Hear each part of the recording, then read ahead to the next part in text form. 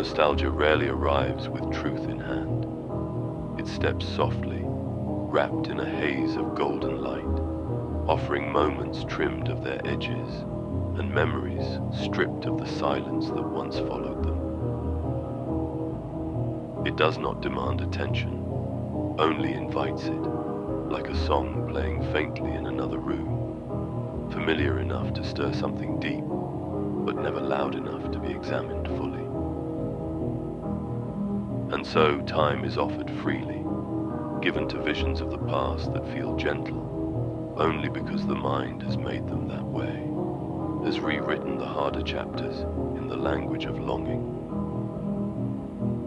Old photographs, the scent of a particular winter, a melody played too quietly on a distant radio. They don't tell the whole story. They whisper back fragments, shaped not by what happened, but by what was hoped for. The heart doesn't tether itself to people or places as they were. It clings to the versions imagined in their absence, softened by distance, revised by sorrow. It becomes easy, dangerously so, to relive only the beginnings, the laughter before the silence, the warmth before the distance, while letting the endings fade, as if they never carved their way through everything. But nostalgia is not a historian. It is an artist, selective with detail, reckless with color, and completely disinterested in accuracy. It will show the smile and erase the moment it faded. It will replay the touch, but mute the words never spoken after.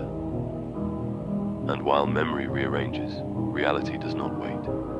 It continues on, quietly and without permission, rewriting the story without asking who still clings to chapter one. What feels sacred to one becomes irrelevant to another, and one day it becomes clear. Some pages were turned while the rest of the world had already closed the book. There is pain in realizing that a reunion, long fantasized, was only rehearsed on one side, and that the waiting room one sat in was always empty. The mind, built to imagine futures, falters when it loops on what no longer exists, and the body, aging, aching, still returns to conversations that ended years ago. But the mind was never meant to be a graveyard for used days. It was meant to create, to redefine, to build paths forward even from the ruins. Memory can be a guide, a soft companion, even a lesson, but the moment it takes the wheel, the present becomes a ghost. The past is not a homeland, only a passageway. It is the dust on one's boots, not the destination. When nostalgia hardens into habit, it paints the present in grayscale, as if what was will always be brighter than what is. But even the brightest yesterdays carried shadows, unspoken endings, quiet fractures, soft goodbyes that brought one here. To honor the past is human. To live in it is a form of self-abandonment. Let the memories rest, not erased but gently stored. Let the pages curl at the corners. Let the songs grow faint. Let the ache dissolve into breath. Because today, quiet and unassuming, is asking to be seen, not as a comparison, but as a beginning.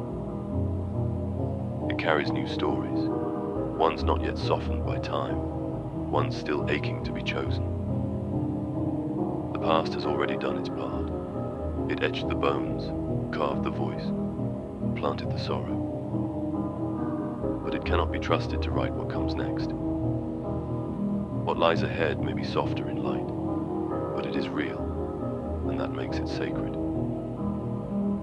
And this unspoken, unwritten now, is what deserves to be remembered next.